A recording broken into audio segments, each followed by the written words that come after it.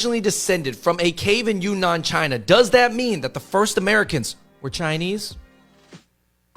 Let's talk about it. Welcome everybody to the Hot Pop Boys. David and Andrew here. What's the scientific breakthrough this week? Current Biology magazine released a scientific study that links the DNA of modern day Native Americans to a group of people who used to live in the caves of Yunnan, China. The Red Deer Caves. Here is a photo depiction of what they looked like.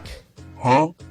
All right, so what is new about this information that is on top of the fact that, Native Americans crossed the Bering Strait? Well, basically, it just says that there's a third group of people, not just Siberians, not just Central Asians, but people from essentially modern-day Southeast Asia, because, the Red Deer Caves, it borders Myanmar, Laos, Vietnam.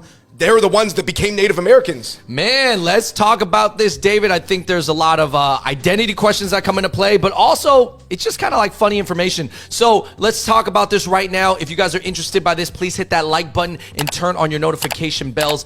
David, what are like the main reactions that people had on the internet, like the different groups? Okay, we had to go first to the Native American subreddit. Right. Basically, they were like kind of rolling their eyes like, oh, great. They're just another thing to sort of like take us away from who we are, because, when the white man came and like killed us all or took our land, they were kind of like saying, oh, well, you guys never really belonged here anyway.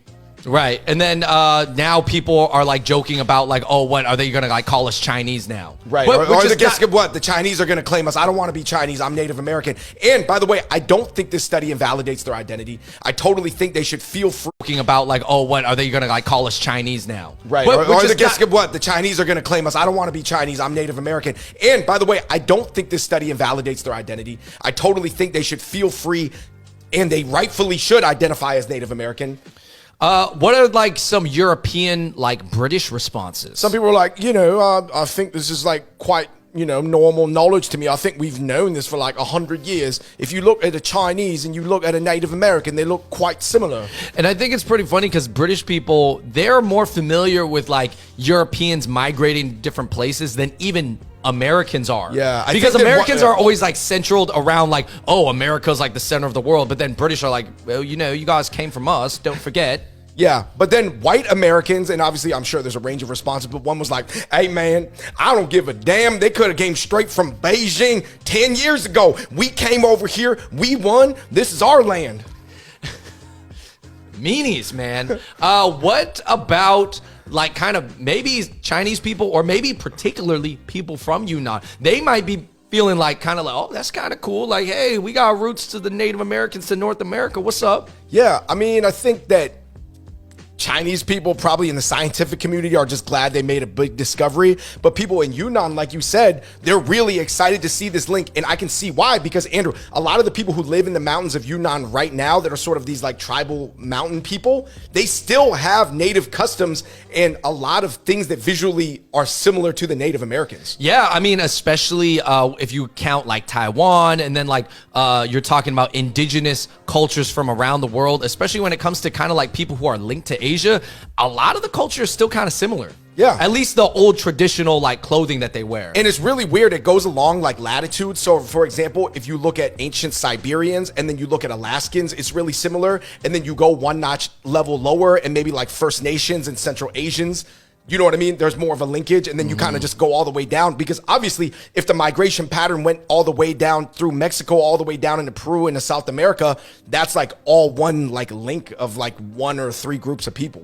Right. So I mean, I guess, should this affect how people feel? Because we're talking about 14,000 years ago, human migration, generations upon generations. People probably didn't know why they were migrating, or I don't know if they knew where they were going, because they went through Siberia, which was super cold, and then they could have just stopped and set up shop in California, which would have been great too. But they kept going all the way down. Everybody just didn't want to stop in Santa Barbara or San Diego. Yeah. But like, what does this stuff matter, or who does it matter to? Okay, in a modern day geopolitical sense, it doesn't matter, because most people in America don't even study history. They look at life between like 50 to 100 years max. Right. So as far as like America goes, it doesn't matter. And not only that, like we said, unfortunately, the Native Americans, I guess like they were on the losing end of the battle with the Europeans for America by a long shot. So I guess even if they did descend, like we said, back to that, like that white guys, I don't care if they came from Indonesia, Borneo, y'all don't know nothing. We came and we won the game. Damn. That's messed up, right? But that's how, like, sort of some people see it.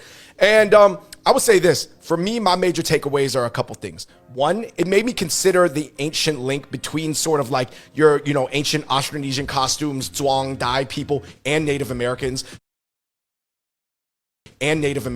Some of the totem poles look the same. Really, like, striking. Okay. It is interesting. Number two, it made me think about the link between Asians and Latinos, not only in an ancient sense, like I just said, but also a modern sense. Because even though Latinos nowadays are probably, a lot of them are, I guess, heavily mixed with like Spanish blood from Spain, especially the indigenous ones, I'm like, oh man, we all like kind of went through the same situations. Political identities developed in the 60s, 70s, 80s, 90s. So there's a lot of modern day shared history as well. And then it kind of made me think about like the collaborations that we have between Native Americans and Asians. Like, you mean like the modern day ones? Yeah, the modern day one. For example, the movie Wind Talkers, about the Navajo Indians helping the Americans fight against the Japanese, but there's a lot of really good scenes in there. One of them, some of the white soldiers, they don't trust the Navajo people because they're like, they just look like nips to me. They look like Japanese to me. And then remember the Navajo guy's like, I do look just like them. Yeah. And well, because they do look Asian. Yeah, in the movie. And then obviously that was directed by John Woo, who's Chinese. Andrew, Disney Pocahontas looks like a Filipino ABG.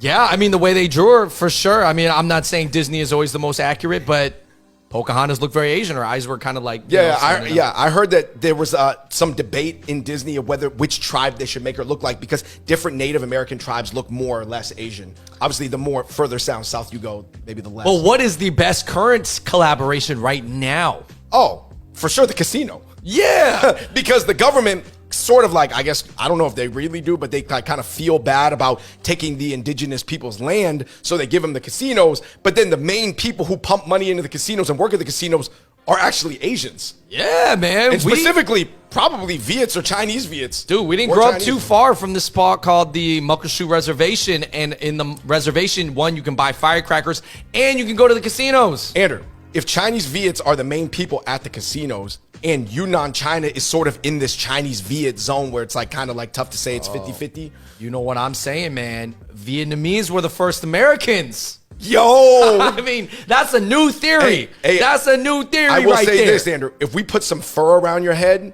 you could look like a little Inuit boy, specifically from like Alaska. And and some of our Southeast Asian friends, Andrew, if you put like a feather headdress around Richie's head, he could look like a Cherokee. Yeah. Now, for me... jokes aside for a second, me... That was with all due respect. Yeah. I mean, hey, these are some funny theories, by the way. With taking that aside, though, I think that ultimately, if something from like 10,000 years ago even affects your identity today, then ultimately, how far are you going to take it back? Because if we take it back 100,000 years ago, we're all from East Africa. So I'm saying, like, of course... We're all African if you want to go back that far. So how far do you want to go back? 50 years, 500 years, 5,000 years? You name it. It's up to you. Obviously, I think this type of information affects different people differently. I think a lot of people won't care and I think that's generally the right answer too. But also... Most people don't even care what happened 150 years ago, let alone 15,000 years ago, let alone 150,000 years ago. 150 years ago. If you have a picture of it, I don't know. It matters a little bit more. They had beef. Or were they homies? Yeah. But